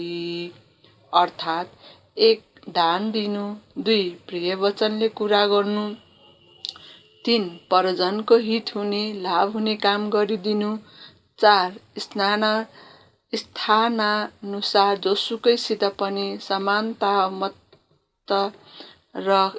राखेर हिँड्नु तथा म ठुलो हो भन्ने अभिमान नराख्नु। यी 4 कारणलाई लोक संग्रह वस्तु भन्दछन्। जस्तो धुरीको भरोसामा रथको पाङ्ग्रा घुम्दछ, त्यस्तै गृहस्थी रूपी रथको पाङ्ग्रा पनि यही 4 प्रकारका संग्रह वस्तुको भरोसामा घुम्दछ। अर्थात् उपरोक्त 4 वटा संग्रह वस्तु भएका गृहस्थीको गृह धर्म वृद्धि हुन्छ। यी 4 वटा संग्रह वस्तु भएन भने न आमा बाबुबाट पुत्र पुत्रीको, न पुत्री पुत्रबाट आमा बाबुको आदर सत्कार हुन्छ। पण्डित जनले यी 4 संग्रह वस्तुको राम्ररी विचार गरी काम गर्ने हुनाले उनीहरूको विशेष रूपले महान वृद्धि हुने हो तथा उनीहरू प्रशंसाका पात्र पनि त्यसै कारणले हो। यस प्रकारले भगवानको 6 वटा दिशा नमस्कार गर्ने विधि आज्ञा गरिसक्नु भएपछि सिंगालो पुत्रले अत्यन्त सन्तोष भई भगवानलाई बिन्ती गरे। धन्य धन्य भन्दै घोप्टी राखेको भाँडोलाई ठाडो पारिदिँदा, छोपी राखेकोलाई खोलिदिँदा, बाटो बिराएकोलाई बाटो देखाइदिँदा, अँध्यारोमा तेलको बत्ती बालिदिँदा, जस्तो आँखा भएको व्यक्तिले रूपादि वस्तु देख्दछ त्यस्तै तपाईले मलाई अनेक प्रकारले धर्मोपदेश गरी अन्धा समानको व्यक्ति मलाई ज्ञान रूपी आँखा प्राप्त गराइदिनु भयो। अब म तपाईं बुद्धको शरणमा, धर्मको शरणमा र सङ्घको शरणमा आउँछु। आजदेखि मलाई तपाईले शरणमा आएको उपासक भनी आश्रयमा लिनुहोस्। गृहपति पुत्र, तिम्रा बाबुले तिमीलाई 6 वटा दिशा नमस्कार गर्नु भनेर गएको यही आमा बाबु इत्यादि 6 प्रकारका दिशाहरूको बारेमा हो। लोकले व्यवहार गर्ने बाहिरका 6 वटा दिशाको बारेमा होइन। बाबुको आज्ञा यदि तिमीले पालन गर्ने हो भने त्यही पूर्वोक्त 6 वटा दिशा प्रतिदिन नमस्कार गर्ने गर। यति उपदेश आज्ञा गरी भगवान बुद्ध भिक्षाटनको निम्ति राजगृह नगरभित्र जानुभयो। सिंगाल पुत्र पनि सन्तोष हुँदै त्रिरत्नको शरणमा गए। आफ्नो 40 करोड धन सम्पत्ति पनि बुद्ध शासनको निम्ति परित्याग गरे। त्यसपछि सिंगाल पुत्रले गृह विनयअनुसार गृहस्थाश्रम चलाई अन्तमा सुगति परायण भएर गए। सिंगालुवाद सूत्र समाप्त। भिक्षु उपासक तथागतले सिंगाल पुत्रलाई आज्ञा गर्नुभएको गृहस्थीहरूले गर्नुपर्ने गृह विनयको कुरा बताए। यो उपदेश शिक्षानुसार गृहस्थीहरूले गर्न योग्य छ र उपदेशानुसार आचरण गरे भने गृहस्थाश्रममा रहेका व्यक्तिहरूलाई यस लोक र परलोकमा सुख आनन्द प्राप्त हुनेछ। उपासक भन्ते, यस्तो अमूल्य कुरा बताउनु भएकोमा तपाईलाई सहर्ष धन्यवाद छ। हाम्रो नीति त यो गृह विनय परम आवश्यक छ भगवान बुद्धको यस सिद्धान्त र सदुपदेश हामीले ग्रहण गर्नुपर्ने नै हो। यस प्रकारले तपाईँ भिक्षुहरू जस्ताले हामी जस्ता अज्ञानीहरूलाई बारम्बार यसरी उपदेश दिइरहनु भयो भने हामी बौद्ध मार्गीहरूको मात्रै होइन, सकल नेपाली मात्रको पनि होइन, अझ संसारका सकल मानिसको चारित्र र समाजको सुधार हुनेछ। भिक्षु उपासक, तपाईँको कुरा ठिक हो, तर उद्योग बिना कुनै काम पनि हुँदैन। हाम्रो समाजमा सुधारकका प्रेरकहरू धेरै हुन सक्छन्, तर छँदै छैन भने चुप लागेर बसेर केही हुँदैन। बिना खोजीले कुनै कुरो पनि प्राप्त हुँदैन। कुनै एक पण्डितले पनि भनेको पनि छ, धिक्कार धिक्कार तिमी निरबुद्धिलाई, खोजी बिना केही हुँदैन भाइ। कुनै श्रमण ब्राह्मण तथा भिक्षुहरूले उपदेश दिएको ग्रहण गर्ने हामीमा चासो छैन भने हाम्रो सुधार कसरी हुन्छ? सनातनदेखि चलिआएको कुल धर्म तथा रीतिथिति बुझ्ने वास्ता नै हामीमा छैन। धर्मशास्त्र, विद्या, शिल्प, कला तथा साहित्य सुधारप्रति हामीले ध्यान दिएनौँ भने हाम्रो अवनति हुन्छ। साँच्चै भन्नु भने हाम्रो समाजले यस दिशातिर उत्तिको ध्यान दिएको देखिँदैन। उपासक, त्यसै त भन्नु पर्यो, अब के गरौँ? भिक्षु, फेरि अब के गरौँ? उही नैराश्यताको बादल के गरौँ भनिरहेर हाम्रो सुधार कहिले हुँदैन। गृह विज्ञानको आदेशानुसार आचरण गर्ने यत्न गर्नु पर्दछ, अनि मात्रै हाम्रो सुधार सम्भव छ। गृहस्थीहरूको सुधार हुने विधि र उपदेश शिक्षा वर्णन गरिराखेकोले यस ग्रन्थलाई गृह विनय भनेको हो। यो सिङ्गालवाद सूत्रको अनुसार आचरण गर्ने व्यक्तिको सुधार र अभिवृद्धि बाहेक असुधार र अभिवृद्धि कदाचित हुँदैन।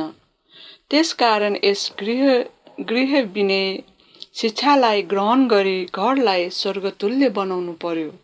धार्मिक जीविका गरिरहने व्यक्तिलाई यस लोकमा पनि परलोकमा पनि शान्ति प्राप्त हुन्छ। यस्तै प्रकारले धर्मचर्या वृद्धि गरेर लग्यो भने त्यस व्यक्तिले क्रमशः जन्म मरणबाट मुक्त भई निर्वाण प्राप्त गर्न सकिनेछ। उपासक, साधु साधु साधु। गृह सुख हुने उपदेश। भगवान बुद्धको पालामा कोलीय जनपदको कक्करपत्त भन्ने निगममा दीर्घजायु कोलीय पुत्र बस्दथे।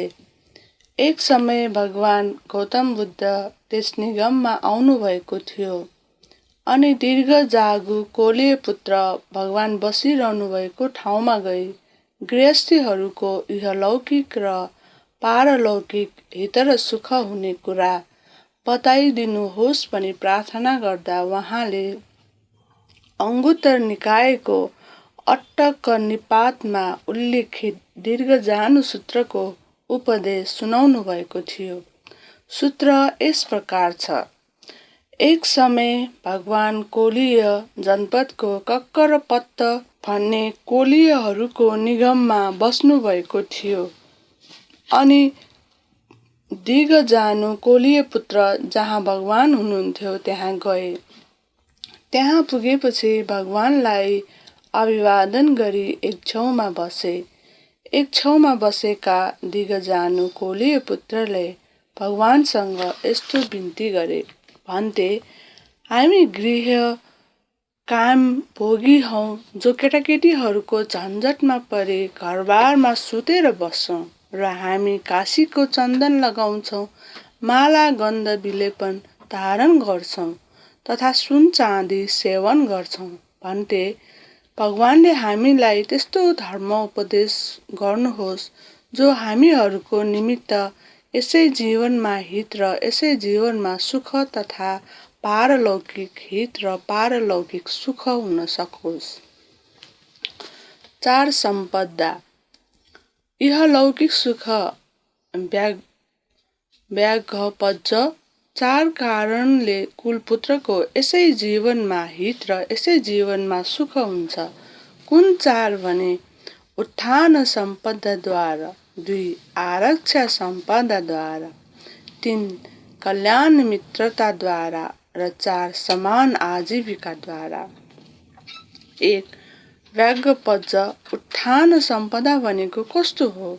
व्याघ्रपज यहाँ कुल पुत्र जुन कामद्वारा जीविका गर्छ, चाहे त्यो कृषि कर्म होस्, व्यापार होस्, धनुविद्या होस्, नोकरी होस् अथवा कुनै शिल्प विद्या होस्, त्यहाँ चालाक हुन्छ, निराशिली हुन्छ, उपाय कौशल्यताले युक्त विचार पुर्याई काम गर्ने र कामकाज गर्नमा र कामकाज संविधान गर्नमा सक्षम हुन्छ।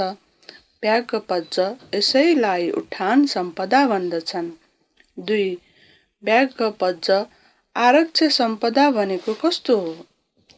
व्याघ्रपज यहाँ कुल पुत्रका भोग सम्पत्तिहरू हुन्छन् जो उत्थान बल, वीर्यद्वारा, बाहुबलद्वारा, पसिना बगाई धर्मपूर्वक कमाइएका। ती भोग सम्पत्तिहरू गुप्त रूपले रक्षा गरेको हुन्छ। यी भोग सम्पत्तिहरू राजाले पनि हनन गर्न नसकुन्, चोरले पनि चोर्न नसकोस्, आगोले भस्म पार्न नसकोस्, पानीले बगाउन नसकोस् र अवाञ्छनीय पुरुषको हातमा नपरोस् भनी गुप्त रूपले आरक्षा गरेको हुन्छ। व्याघ्रपज यसैलाई आरक्ष सम्पदा भन्दछन्। 3. व्याघ्रपज कल्याण मित्रता भनेको कस्तो हो? व्याघ्रपज जुन गाउँ वा निगममा कुलपुत्र बस्दछ, त्यस ठाउँमा जो गृहपति वा गृहपति पुत्र तरुण वा वृद्ध स्वभावका, श्रद्धा सम्पन्न, शील सम्पन्न, त्याग सम्पन्न र प्रज्ञा सम्पन्न हुन्छन्, तिनीहरूसँग बस्छ, कुरा गर्छ, छलफल गर्छ, सत्सङ्गत गर्छ। जसरी उनीहरू श्रद्धा सम्पन्न भए, त्यसरी नै आफू पनि सिक्छ। जसरी उनीहरू त्याग सम्पन्न भए, त्यसरी नै आफू पनि सिक्छ।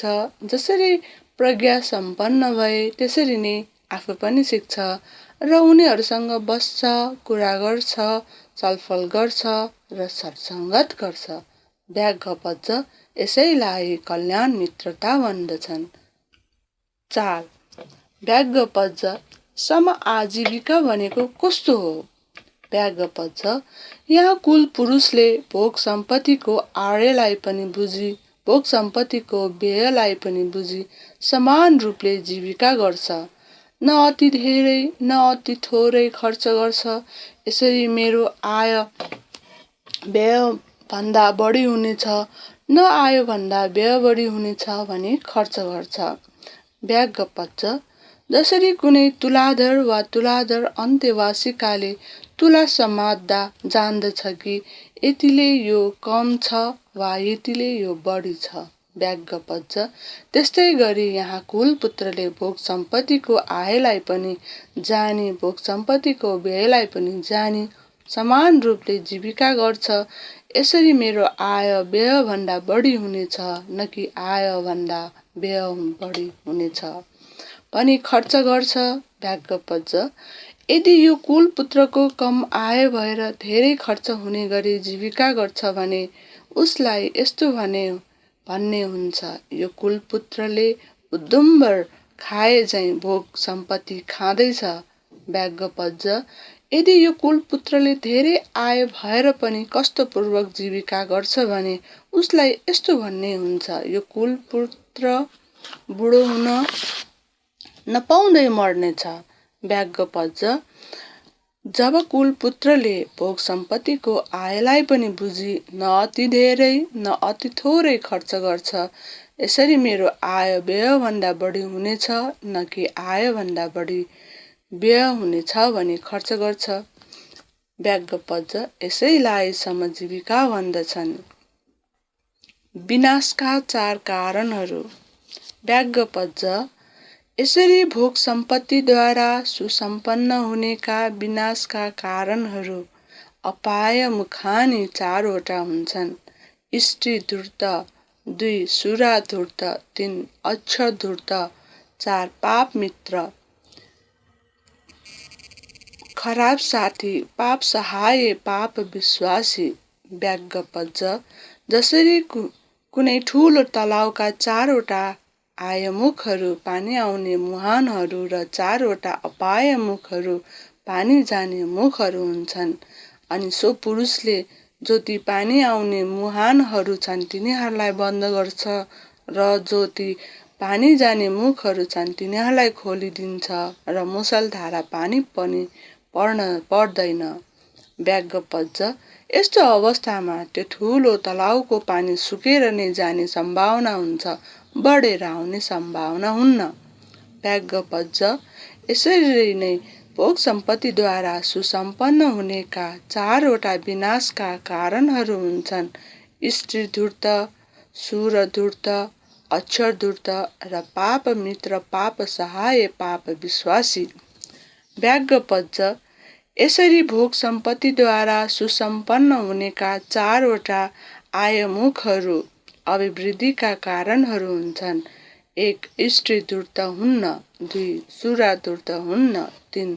अक्षर धूर्त हुन्न र 4. कल्याण मित्र, कल्याण सहाय, कल्याण विश्वासी हुन्छ। ब्याग पज्छ। जस्तै ठुलो तलाउका 4वटा आयमुखहरू पानी आउने मुहानहरू र 4 अपायमुखहरू पानी जाने मुखहरू हुन्छन्। अनि सो पुरुषले जो ती पानी आउने मुहानहरू हुन् तिनीहरू खोलिदिन्छ र ती पानी जाने मुखहरू हुन् तिनीहरूलाई बन्द गर्छ र मुसलधारी पानी पनि पर्दछ। ब्याग पज्छ। यस्तो अवस्थामा त्यो ठुलो तलाउको पानी पनि भर्दछ। ब्याग पज्छ। यस्तो अवस्थामा त्यो ठुलो तलाउको पानी बढेर पानी आउने नै सम्भावना हुन्छ र घटेर जाने सम्भावना हुन्न। ब्याग पज्छ। यस्तै गरी भोग सम्पत्तिद्वारा सुसम्पन्न हुनेका 4वटा आयमुखहरू छन् र कल्याण मित्र, कल्याण सहाय, कल्याण विश्वासी हुन्छ। ब्याग पज्छ। यी 4 कारणले गर्दा यसै जीवनमा कुल पुत्रको हित र सुख हुन्छ। पारलौकिक सुख। ब्याग पज्छ। 4 कारणले गर्दा कुल पुत्रको पारलौकिक हित र पारलौकिक सुख हुन्छ। कुन 4 भने? 1. श्रद्धा सम्पदा, 2. शील सम्पदा, 3. त्याग सम्पदा, 4. प्रज्ञा सम्पदा। 1. ब्याग पज्छ। श्रद्धा सम्पदा भनेको कस्तो हो त? ब्याग पज्छ। यहाँ कुलपुत्र श्रद्धावान हुन्छ, तथागतको बोधीमा यसरी श्रद्धा राख्छ र उहाँ भगवान अरहत हुनुहुन्छ, सम्मा सम्बुद्ध हुनुहुन्छ, अनुत्तर हुनुहुन्छ, पुरुष धम्म सारथी हुनुहुन्छ, देव मनुष्यहरूका शास्ता हुनुहुन्छ तथा भगवान हुनुहुन्छ। ब्याग पज्छ। यसैलाई श्रद्धा सम्पदा भन्दछन्। 2. ब्याग पज्छ। शील सम्पदा भनेको कस्तो हो त? ब्याग पज्छ। यहाँ कुल पुत्र 1. प्राणीका हातबाट अलग रहन्छ, 2. अधीना दान चोरीबाट अलग रहन्छ, 3. काम मिथ्याचारबाट अलग रहन्छ, 4. मुसावादाबाट अलग रहन्छ र 5. सुरा मेरय मध्य प्रमाद स्थानबाट अलग रहन्छ। ब्याग पज्छ। यसैलाई शील सम्पदा भन्दछन्। 3. ब्याग पज्छ। त्याग सम्पदा भनेको कस्तो हो त? ब्याग पज्छ। यहाँ कुल पुत्र निर्लोभी भएर, त्यागी भएर, शुद्ध हातले दान कार्यमा अग्रसर भएर, याचक पात्र भएर तथा याग विभाजनमा रत भएर घरमा बस्छ। ब्याग पज्छ। यसैलाई त्याग सम्पदा भन्दछ। 4. ब्याग पज्छ। प्रज्ञा सम्पदा भनेको कस्तो हो त? ब्याग पज्छ। यहाँ कुल पुत्रहरू प्रज्ञावान हुन्छ, उदाय यास्त्रगामिनी प्रज्ञाले सुसम्पन्न हुन्छ तथा आर्य निर्वेदिक सम्यक दुःख क्षय गामिनी प्रज्ञाले सम्पन्न हुन्छ। ब्याग पज्छ। यसैलाई प्रज्ञा सम्पदा भन्दछन्। ब्याग पज्छ। यी 4 कारणले कुल पुत्रको पारलौकिक हित र पारलौकिक सुख हुन्छ। 1. उत्थाता कम्मधेयेषु अपमत्तो विदानवा सम्मं कप्पेति जीविकं सम्बतं अनुरक्षति सर्दोषिलेन सम्पन्नो वदङ्यो वित्तमच्छरो नित्यं मग्गं विशोधेति स्वत्थानं साम्प्रदायिकं इच्येते अर्थधम्मा च सद्दशधम्म धर्मेशिनो अख्याता सच्चानमेन उभयेथा सुखावहा दित्तधम्म हितत्थाय सम्पराय सुखाय च एवमेतं गहत्थानं चागो पुण्यं पवद्धतीति। अर्थ, कामकाजमा वीर्यवान हुने, अप्रमादी व्यवधान सम्पन्न गर्ने, समान रूपले जीविका गर्ने र प्राप्त धनको रक्षा गर्ने, श्रद्धावान शील सम्पन्न भनेको कुरा बुझ्ने, मात्सर्य रहित र हर बखत मार्ग शोधन गरी पारलौकिक हितको निमित्त काम गर्ने। यसरी श्रद्धापूर्वक घरमा बस्ने गृहस्थीलाई सत्यको नाममा भनिएका यी 8 गुण धर्महरूद्वारा उभयार्थ सुख हुन्छ। यसरी गृहस्थीको निमित्त त्यागले पुण्य बढ्छ र इहलोकको निमित्त हित र पारलोकको निमित्त सुख पनि हुन्छ। गृहस्थीहरूले विशेष ध्यानमा राख्नुपर्ने कारणहरू। यदि कुनै गृहस्थीहरूको भोग सम्पत्तिहरू अचिरस्थायी हुन्छ भने ती निम्न 4 कारणहरूबाट वा अरू कुनै त्यस्तै कारणहरूबाट हुन सक्छन् भने अङ्गुत्तर निकायको चतुक्क निपातमा भगवान बुद्धले उपदेशको रूपमा भन्नुभएको छ। जस्तै 1. हराएको वस्तु खोजी नगर्नाले। 2. पुरानो भएर जीर्णशीर्ण भएको वस्तुको पूर्ण जीर्णोद्धार नगर्नाले। 3. प्रमाणभन्दा बाहिर रही खानपिन गरी लुगाफाटा लगाई मोज मज्जा गर्नाले। 4. दुश्शील असंयमी स्त्री वा पुरुषलाई ढुकुटी वा भण्डारको अधिपति बनाउनाले। यदि कुनै गृहस्थीहरूको भोग सम्पत्तिहरू चिरस्थायी हुन्छन् भने ती निम्न 4 कारणहरूबाट वा अरू कुनै त्यस्तै कारणहरूबाट हुन सक्छन् भने भगवान बुद्धले उपदेशको रूपमा भन्नुभएको छ। जस्तै 1. हराएको वस्तु खोजी गर्नाले। 2. पुरानो भएर जीर्णशीर्ण भएको वस्तुको पूर्ण जीर्णोद्धार गर्नाले। 3. आफ्नो प्रमाणभित्र रही खानपिन गरी लुगाफाटा लगाई मोज मज्जा गर्नाले।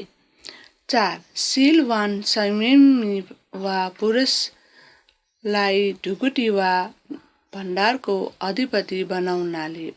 उपासकले गर्न नहुने व्यापार। निम्न 5 वटा व्यापारहरू ती शरणमा गएका उपासकहरूले गर्नु र गराउनु उचित छैन भने अङ्गुत्तर निकायको पञ्चक निपातमा भगवान बुद्धले उपदेशको रूपमा भन्नुभएको छ।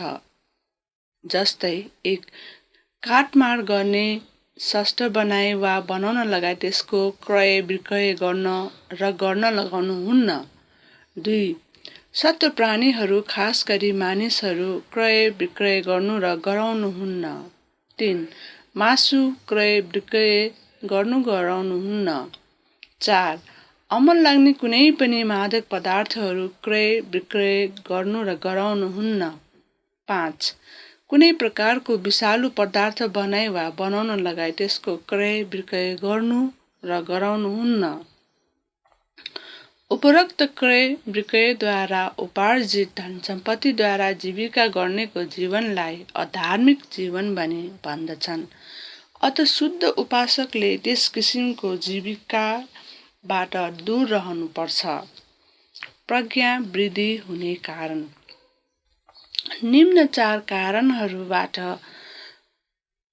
मानिसको प्रज्ञा वृद्धि विकास हुन सक्छ भने अङ्गुत्तर निकायको चटुक्क निपातमा भगवान बुद्धले प्रकाश पार्नुभएको छ। जस्तै 1.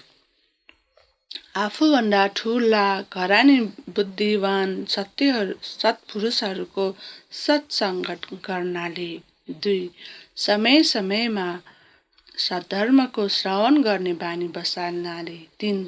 कुनै काम कुरा गर्दा राम्ररी होस् भने सचेत भई काम कुरा गर्ने बानी बसाल्नाले। 4. कसैको हानि नहुने, कसैलाई हिंसा नहुने गरी धर्मानुकूल कामकाज गर्ने बानी बसाल्नाले। मानिसहरूको निमित्त उक्त 4 कारणहरू बहुपकारी पनि हुन्छन्। साधु साधु साधु।